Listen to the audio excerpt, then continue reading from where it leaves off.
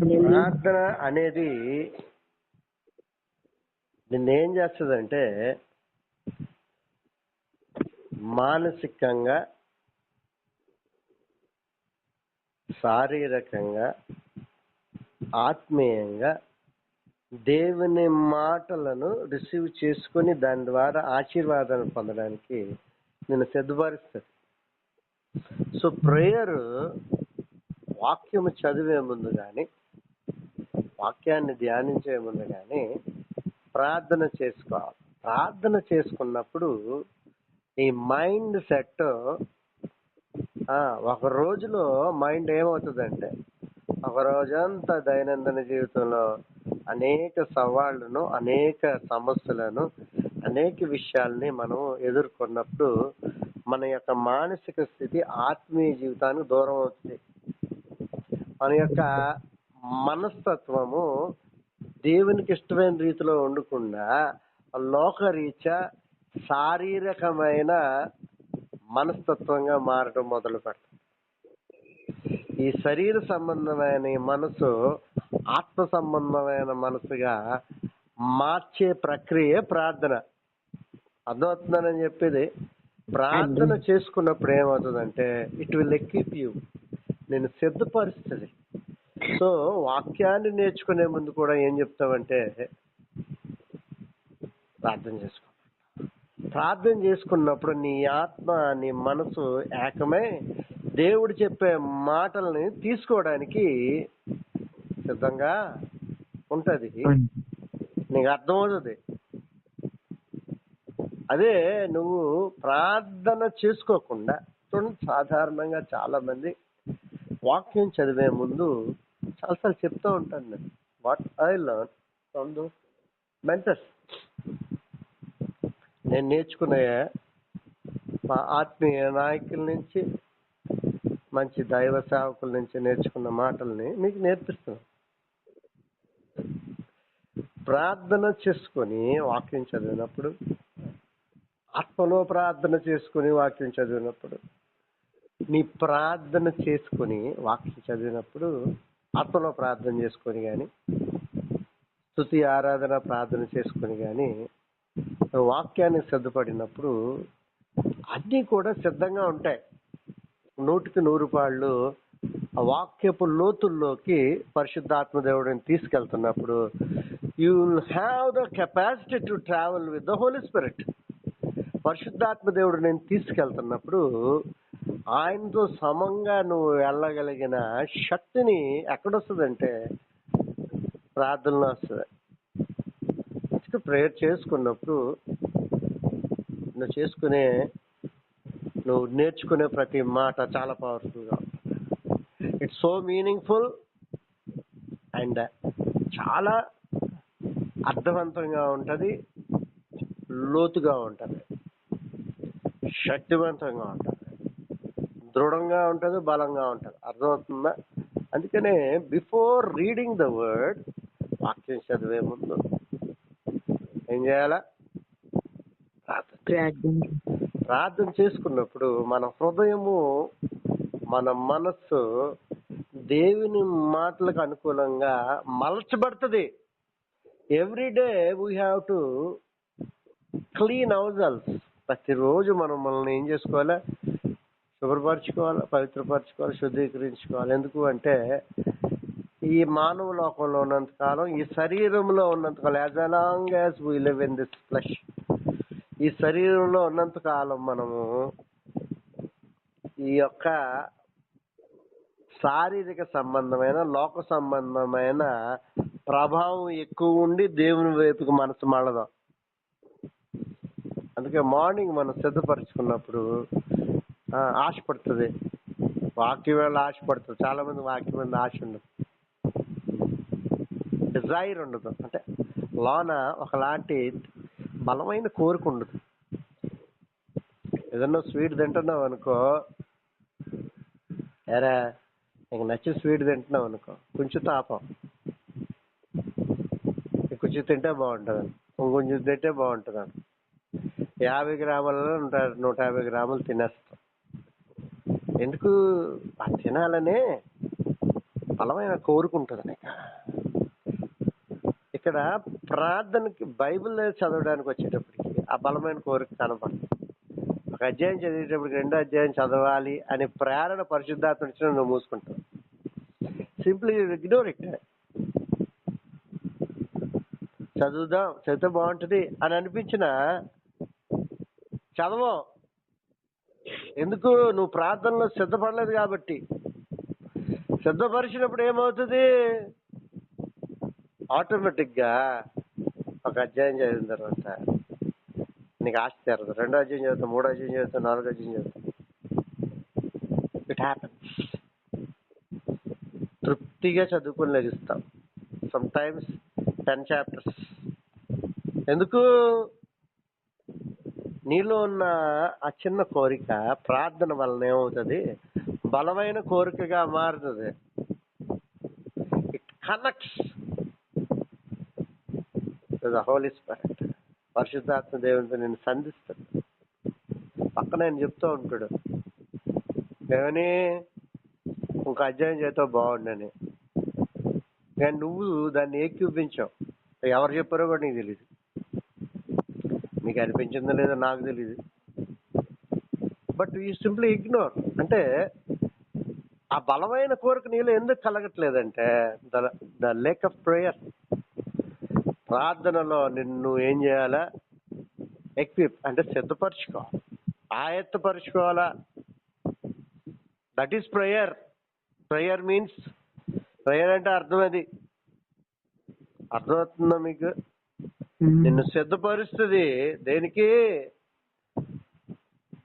2 రకాలుగా గుర్తుపెట్టుకోండి. ఒకటి, ఆ రోజు చేయవలసిన, ఎదుర్కొనవలసిన సమస్యలను కానీ సవాళ్ళను కానీ విజయవంతంగా ఎదుర్కొంటా, లేదా ఒక స్టెప్ డౌన్లో ఉంటా. యేసు ప్రభు గురించి మాట్లాడేటప్పుడు కాంప్రమైజ్ అవ్వకుండా మాట్లాడతాం. ఉదాహరణకి ఎగ్జాంపుల్ చెప్తాను, జాగ్రత్తగా వినండి. If you have a powerful prayer in the morning, పొద్దున్నే బలమైన ప్రార్థన చేసుకొని నువ్వు ఎక్కువ ట్రైన్, రిజర్వేషన్ లేదు,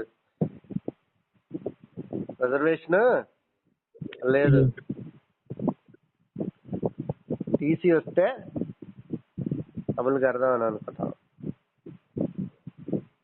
నిన్ను నువ్వు సిద్ధపరచుకోలేదు మార్నింగ్. ప్రాణాత్మ శరీరాలని దేవునికి అనుకూలమైన సజీవ యాగముగా నీ ప్రార్థన నిన్ను ఇంకా మరచలేదు. ఎందుకంటే అటువంటి ప్రార్థన నువ్వు చేసుకోకుండా ఎక్కువ ఏదో అరకొర ప్రార్థన చేసి ఎక్కువ.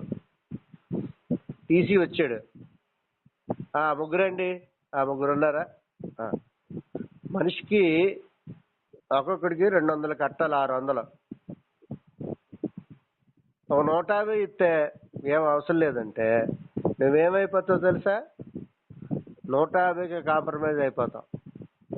ఆర్ ఎల్స్ గవర్నమెంట్ రూల్ ప్రకారం 200 రూపాయలు ముగ్గురికి, 600 రాయమని చెప్తా. అక్కడ నీ యొక్క ఆత్మ మనస్సు ఏమవలేదు. దేవునికి అనుకూలమైన సజీవ యాగముగా వాక్యాన్ని నిలబెట్టే, సవాళ్ళని ఎదుర్కొని నిలబెట్టే ఆత్మీయ జీవితం కలిగి ఉండలేకపోతే నువ్వు లొంగిపోతావు. దేనికి లొంగిపోతావు? 450 రూపాయలు కక్కుర్తిపడి లొంగిపోతావు. లేకపోతే ఏం చెప్తావు? నేను ఎక్కాను, 200 రూపాయలు నేను కడతాను, మనిషికి 200 కడతానని రాస్తా. ఎందుకు? దేవుని నామాన్ని వాక్యానుసారంగా బ్రతికే విధంగా నువ్వు ఉండగలుగుతావు. అదే ప్రార్థన లేదనుకో, ప్రార్థన ఉందనుకో, అలా కడతావు. ప్రార్థనలో లోపం ఉన్నప్పుడు నీ ప్రాణాత్మ శరీరము దేవునికి ఇష్టమైన విధంగా మార్నింగ్ ప్రేయర్లో మలచబడినప్పుడు నువ్వు ఎదుర్కొనే సవాళ్ళకి లొంగిపోతావు. నేను ఒక ఉదాహరణ చెప్పాను, అలాంటి కొన్ని 100 ఉదాహరణలు జరుగుతాయి. సాక్ష్యం చెప్పే విషయంలో కానీ మిగతా విషయాల్లో కానీ. కాబట్టి నీకు ఆశ పుట్టాలి, బలమైన కోరిక నీ ప్రార్థనలోంచి పుడుతుంది, నేను సిద్ధపరుస్తుంది. So you'll have a desire to read more. నేను హల్వా తిన్నప్పుడు మనం 100 గ్రాములు తెచ్చుకున్నప్పుడు 50 గ్రాములు తిందామని అనుకుంటాం. Start with 25 grams.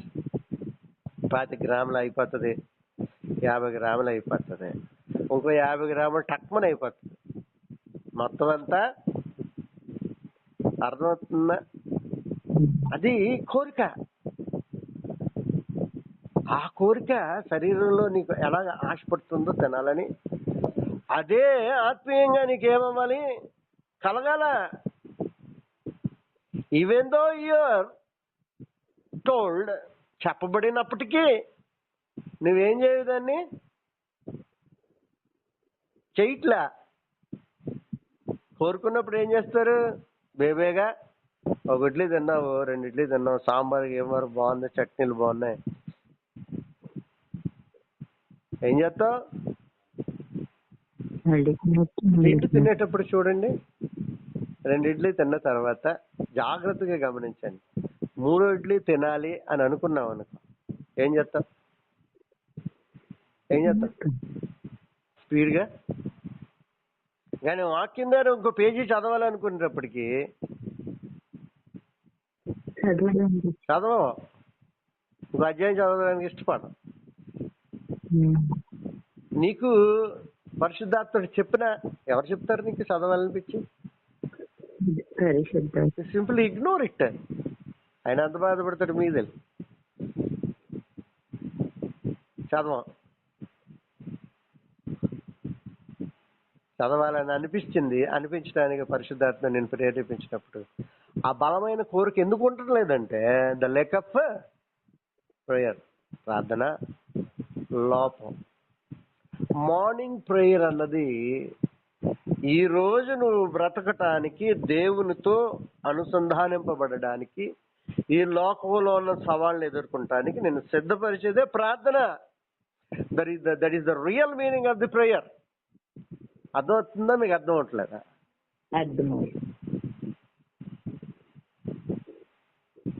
You have to know the meaning of the prayer. ప్రార్థన అంటే అర్థం నీకు తెలియాల. ప్రార్థన జరిగిన తర్వాత ఏం జరుగుతుందంటే నీ ఆత్మ, నీ మనస్సు, నీ శరీరం కూడా works according to the word. వాక్యానికి అనుకూలంగా పనిచేయడం మొదలు పెడుతుంది. పని చేయడానికి తపన పడుతుంటుంది. That is the right word, the right definition. అర్థమవుతుందా? నీకు అర్థం అవట్లేదా? If you don't have such type of things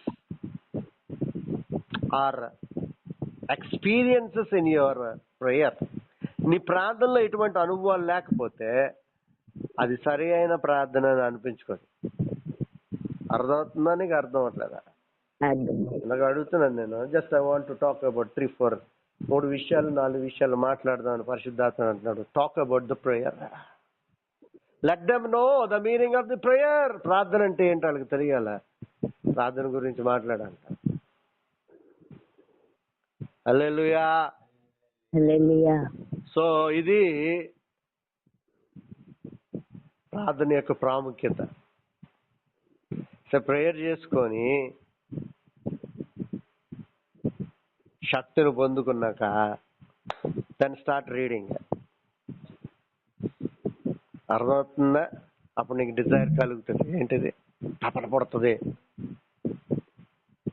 ఇంకొంచెం చదవాలి, ఇంకా లోతుకి వెళ్ళాలి. You never talk about, you never bother about the time. Time గురించి నువ్వు అది పట్టించుకో. హల్లెలూయా. సో ప్రార్థన చాలా అవసరం. వాక్యాన్ని నేర్చుకోవడానికి, అనుదిన దైనందిన జీవితాల్లో ఎదుర్కోవాల్సిన సమస్యలను కానీ సవాళ్లను కానీ ఎదుర్కొని నిలబడి దేవుని నామాన్ని మహింపరచడానికి తగిన శక్తినిచ్చేదే ప్రార్థన. హల్లెలూయా.